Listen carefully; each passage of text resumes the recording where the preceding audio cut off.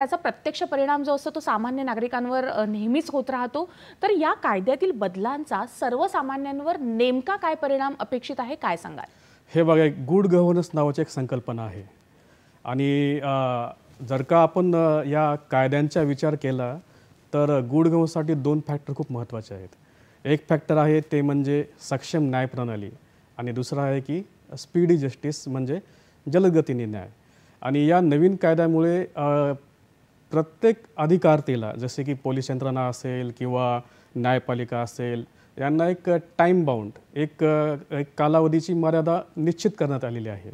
त्यामुळे निश्चितच या टाईम बाउंडमुळे या कालावधीच्या मर्यादेमुळे लोकांना जलदगतीने न्याय मिळेल आणि गुड गव्हर्नन्स हे उदाहरण एक्झॅक्टली प्रत्यक्षात उतरू शकेल। बरोबर आहे। यालाच धरून मला सर एक प्रश्न तुम्हाला विचारायचा आहे की आपण पाहिलं तर आपल्याकडे म्हटलं